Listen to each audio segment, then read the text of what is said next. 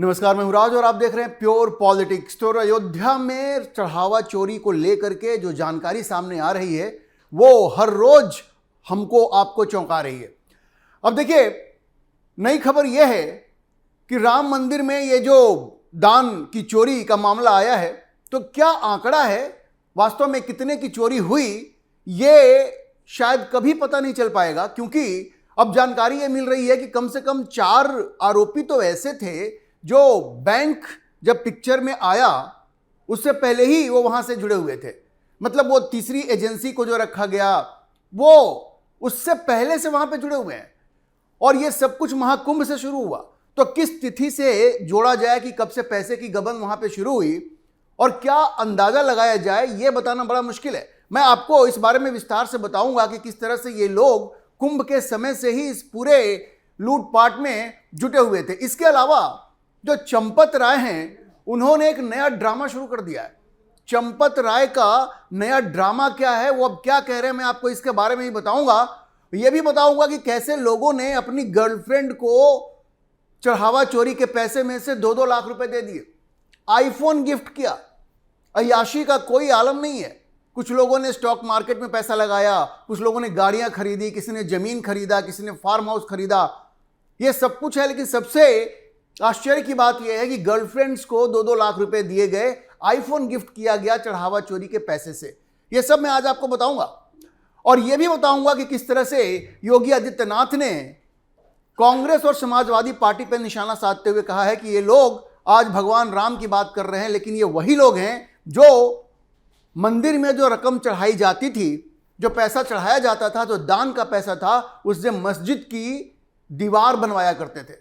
मतलब मंदिर से जो पैसा प्राप्त होता था उससे मस्जिद में खर्च किया जाता था। उस पैसे को मस्जिद की दीवार बनाने के लिए खर्च करने का प्लान वो लोग बनाया करते थे। ये सब मैं आपको बताऊंगा। लेकिन सबसे पहले मैं आपको यह बताऊं कि अब खबर यह आ रही है कि भाई जांच तो चल रही है, लेकिन यह अंदाजा लगाना लगभग नामुमकिन है कि कितने पैसे की चोरी हुई, क्योंकि इसमें जो 8 आरोपी हैं जो गिरफ्तार किए जा चुके हैं, उनमें से 4 तो बहुत पहले से राम मंदिर में काम कर रहे थे। अब ये गबन उन्होंने कब शुरू किया, ये बताना बड़ा मुश्किल है, क्योंकि भाई कोई तिथि का अंदाजा हो कि यहां से उन्होंने पैसे की चोरी शुरू की, तब आपको एक अंदाजा मिल सकता है कि कितने पैसे की चोरी हुई है। लेकिन वो तो 1 साल पहले जब वो कुंभ चल रहा था तब से ही वो ये सब काम कर रहे थे, तो ये बताना बड़ा मुश्किल होगा। वे लोग सैनिक सिक्योरिटी सर्विसेज जो थर्ड पार्टी है, पैसा गिनने के लिए स्टेट बैंक ने जो थर्ड पार्टी को रखा, उनके कर्मचारी वो बाद में बने। अब देखिए, 2025 के महाकुंभ के दौरान इन लोगों को काम पर रखा गया था और इनमें अविनाश शुक्ला, अनुकल्प मिश्रा, लवकुश मिश्रा और करुणेश पांडे, इन लोगों को 2025 के महाकुंभ के दौरान दूसरे कई अन्य स्वयंसेवकों के साथ उस समय काम पर रखा गया था जब राम मंदिर के दान पात्रों में बहुत ज्यादा पैसा आने लगा था। जाहिर है, कुंभ का वक्त था, पैसा बहुत ज्यादा आ रहा था, तो फिर इन लोगों को काम पर रखा गया। और स्टेट बैंक के पास चूंकि उस वक्त बहुत ज्यादा कर्मचारी नहीं थे, इसलिए श्री राम जन्मभूमि तीर्थ क्षेत्र ट्रस्ट के अधिकारियों ने ऐसे स्वयंसेवकों को तलाशने की कोशिश की जिन्होंने पहले भी जरूरी कार्यक्रमों में, इंपॉर्टेंट कार्यक्रमों और आयोजनों में अच्छा काम किया था। तो जब ये तलाश शुरू हुई तब अनुकल्प मिश्रा पिक्चर में आते हैं। अनुकल्प मिश्रा जो गिरफ्तार किए गए लोग हैं, उनमें से अनुकल्प मिश्रा भी हैं।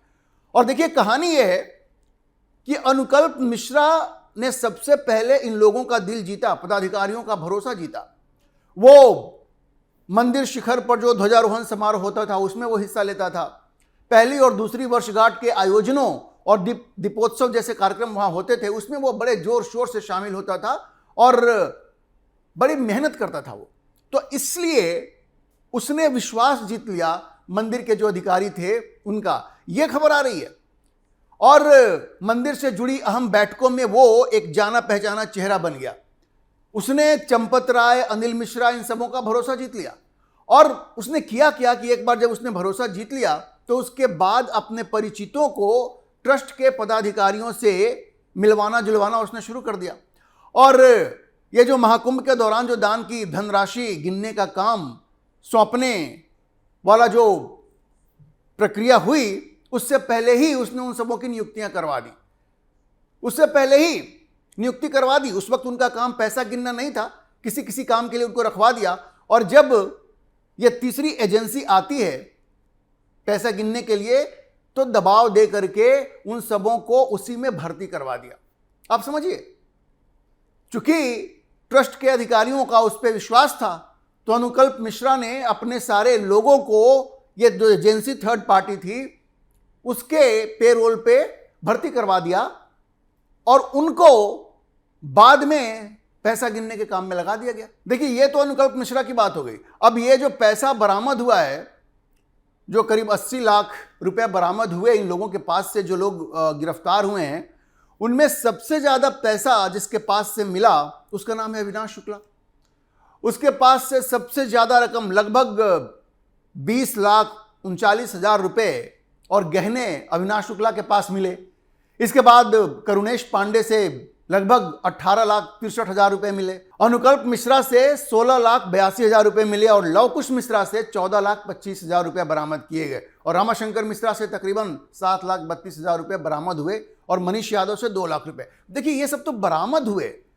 कितना पैसा इन लोगों ने उड़ा दिया, कितने पैसे का जमीन खरीदा, कितने पैसे का फार्म हाउस खरीदा, अय्याशी की, कहां कहां पैसा छिपाया, अब ये सब पता करना तो बड़ा मुश्किल है। और ये जो जानकारी अब आ रही है कि ये जो अविनाश शुक्ला है, जिसने सबसे ज्यादा पैसे अपने घर में छिपा कर रखे थे जहां से बरामद हुए, भाई इसने तो हद ही कर दी थी। इसके बारे में खबर यह है कि उसने अपनी गर्लफ्रेंड को ये चोरी के पैसे में से 2 लाख रुपए दिए। 2 लाख रुपए चोरी के पैसे में से दिए अपनी गर्लफ्रेंड को। इतना ही नहीं, उसने अपनी गर्लफ्रेंड को आईफोन भी गिफ्ट किया, आईफोन भी गिफ्ट किया, 2 लाख रुपए भी दिए, आईफोन भी गिफ्ट किया। अब जांच में यह खुलासा हुआ है कि अविनाश ने अपनी पत्नी के नाम पर प्लॉट लेकर मकान बनवाया और एक महंगा कार भी खरीदी। मतलब पत्नी को भी खुश किया, प्लॉट खरीदा, मकान बनवाया, महंगी कार खरीदी। उसके अलावा पत्नी को तो दिया ही, साथ में जो उसकी गर्लफ्रेंड है उसको भी 2 लाख रुपए दिए और आईफोन गिफ्ट किया। दरअसल जब उसके अकाउंट की खोजबीन हुई, जांच हुई, तो उसमें यह पता चला कि भाई उसने 2 लाख रुपए एक खाते में भेजे थे। जब उसकी जांच हुई तो पता चला कि यह खाता तो उसकी गर्लफ्रेंड का है, तो यहीं से पता चला। और फिर इसके बाद यह भी पता चला कि गर्लफ्रेंड को उसने आईफोन भी गिफ्ट किया। अब अविनाश शुक्ला का वेतन सिर्फ 15,000 रुपए था। सोच लीजिए, 15,000 रुपए कमाने वाला आदमी अपनी गर्लफ्रेंड को 2 लाख रुपए दे रहा है, आईफोन गिफ्ट कर रहा है। ये सब के कान तो उसी वक्त खड़े हो जाना चाहिए थे, लेकिन चूंकि ये सब मिली भगत थी, सब लोग एक दूसरे को बचा रहे थे, इन लोगों ने शुरुआत की, रास्ता दिखाया, सब लोग इसमें कूद पड़े। इसमें बड़े बड़े लोग शामिल हैं। ये तो जानकारी आ रही है, लोग तो पकड़े जा रहे हैं ना, चूंकि इन लोगों ने सीधे पैसा वहां से उठाया है, लेकिन ये सब की आंख से बच नहीं सकते थे। और देखिए, इन लोगों को झांसा कैसे देते थे। ये अविनाश का भाई अभिषेक, उसने ये जानकारी दी कि भाई, उसने कई बार पूछा कि भाई इतना पैसा लेकर के तुम आते हो, ये पैसा कहां से आता है, तो उसने कोई साफ साफ जवाब नहीं दिया। बाद में अनुकल्प मिश्रा से इसके बारे में पूछा तो उसने कहा कि श्रद्धालु दर्शन में मदद करने पर खुश होकर पैसे देते हैं, कि वहां जो श्रद्धालु आते हैं वो इनकी सेवा से खुश हो जाते हैं और पैसे देते हैं। तो इतना पैसा देते हैं कि 2 लाख रुपए तुम गर्लफ्रेंड को दे रहे हो, आईफोन गिफ्ट कर रहे हो, इतना पैसा है। और वो गुस्से में आ गया था। उसने अभिषेक से कहा कि भाई बाद में आगे से फिर कभी इस बारे में मत पूछना कि मैं पैसे कहां से लाता हूं। तो आप ये समझिए कि इन लोगों ने न सिर्फ पैसा चुराया, बल्कि पैसे के बारे में अगर किसी ने पूछा तो उसको भी दिग्भ्रमित किया, कोई बहाने बना दिया। लेकिन जो लोग मंदिर में जिम्मेदार पदों पे थे, जिनका काम सुपरविजन का था, उनसे तो चूक हुई है ना, बहुत बड़ी चूक हुई है। श्रद्धालुओं के पैसे को उड़ा करके गर्लफ्रेंड को देना, आईफोन गिफ्ट करना, जमीन खरीदना, फार्म हाउस खरीदना, बंगलो बनाना, यह सब कुछ होता रहा और चंपत राय सब कुछ देखते रहे, चुपचाप रहे। अच्छा देखिए, इसके बारे में जो खबर आ रही है कि ये जो अविनाश शुक्ला है, ये पहले हनुमान गुफा के पास पीने का पानी बेचता था। पुलिस को अविनाश शुक्ला ने बताया कि ये जो दान चोरी का पैसा उसके पास आया, उसने अपने भाई के नाम पर मारुति ब्रेजा कार खरीदी थी, जिस कार को बाद में पुलिस ने जब्त किया। अविनाश ने स्वीकार किया है कि सारे आरोपी, कम से कम 6 तो आपस में मिले हुए थे और वे मिलकर दान की चोरी करते थे। तो सोचिए, सारी चीजें सामने आ रही हैं, ये सब लोग ये लूट खसोट कर रहे थे और चंपत राय सब कुछ देख रहे थे, जैसा मैंने कहा। और चंपत राय ने अब एक नया ड्रामा शुरू किया। वो नया ड्रामा क्या है? चंपत राय की संलिप्तता तो बड़ी स्पष्ट है। अभी मैंने आपको बताया कि चंपत राय को, वैसे तो पिछले वीडियो में मैंने आपको बताया था कि उन्हें ट्रस्ट से निकाल भी दिया गया है धक्के मार के, और उनकी जो आईडी थी जिससे कि वीआईपी पास निर्गत किया जाता था, वो आईडी भी सीज कर दी गई है। लेकिन आज भी उन्हीं के लोग हैं वहां पे, तकरीबन 18 लोग जो वीआईपी पास इशू कर रहे हैं, और इन पासों के बदले में पैसे भी लिए जा रहे हैं। खुलेआम ये भ्रष्टाचार वहां आज भी चल रहा है। और ये चंपत राय शर्मिंदा होने की बजाय अब वो कह रहे हैं कि भाई जब तक एसआईटी की टीम अपनी रिपोर्ट नहीं दे देती है और असली दोषियों का खुलासा नहीं हो जाता है, तब तक वह अयोध्या में ही रहेंगे। चंपत राय जी, आप अयोध्या में रह के क्या करना चाहते हैं? क्या अपने लोगों के मार्फत आप साक्ष्यों के साथ छेड़छाड़ करना चाहते हैं? आपके अयोध्या में रहने की क्या जरूरत है, जबकि यह खबर आ रही है कि आपके लोग अभी भी मंदिर परिसर के अंदर वो सारे जिम्मेदारी निभा रहे हैं जो पहले से निभा रहे थे। तो आप तो उनको इंस्ट्रक्शन दे करके, उनके पास संदेश भिजवा करके आप साक्ष्यों के साथ छेड़छाड़ कर सकते हैं। ये आपकी कौन सी चीज है भाई? ये हम अयोध्या में ही रहेंगे, आप अयोध्या से बाहर जाइए। जब तक जांच पूरी नहीं हो जाती है, चंपत राय को अयोध्या में रहने की कोई जरूरत नहीं है। लेकिन वो जिद पे अड़े हुए हैं कि हम अयोध्या में ही रहेंगे। वो कहते हैं कि हम अयोध्या में रहेंगे ताकि अगर एसआईटी टीम को किसी तरह की जानकारी या सहयोग की जरूरत पड़े तो वो उनकी मदद कर सके। भाई चंपत राय जी, आपको बुला लिया जाएगा, आपको वहां रहने की जरूरत नहीं है, क्योंकि जिस तरह से आपके लोग अभी भी मंदिर के अंदर सब कुछ देख रहे हैं, वीआईपी पास इशू कर रहे हैं, जो बैंक का जो अकाउंट है उसको भी आपके ही लोग हैंडल कर रहे हैं। तो ये सब तो देख के यही लगता है कि जो जांच हो रही है उसमें आप बाधा डाल सकते हैं। बाधा नहीं डाल सकते हैं तो आप साक्ष्यों के साथ छेड़छाड़ तो कर ही सकते हैं। तो इसलिए आपके अयोध्या में रहने का कोई प्रयोजन नहीं, आप अयोध्या से बाहर जाइए। वैसे पुलिस अब कम से कम 2 ऐसे लोग हैं जिनके ऊपर की शिकंजा और कस रही है। ये दोनों चंपत राय के बड़े खास हैं, टिन्नू यादव और सुभाष चंद्र श्रीवास्तव। देखिए, पुलिस ने अब जांच और पूछताछ के लिए कोर्ट से रमाशंकर यादव उर्फ टिन्नू और सुभाष चंद्र श्रीवास्तव की पुलिस कस्टडी रिमांड की मांग की है, जिसपे कि कोर्ट 14 जुलाई को अपना फैसला सुनाएगी। अब पुलिस का मानना है कि इन दोनों आरोपियों से पूछताछ के बाद और ज्यादा जानकारी मिलेगी, क्योंकि इन दोनों ने बड़ा अहम रोल प्ले किया है। देखिए, टिन्नू यादव का तो वहां पे पूरा प्रभाव था, चंपत राय का राइट हैंड मैन था। कहां पे पुलिस खड़ी रहेगी, वहां पे कहां पे पुलिस को तैनात किया जाएगा, कौन व्यक्ति कौन सा काम करेगा, ये सब कुछ टिन्नू यादव देख रहा था।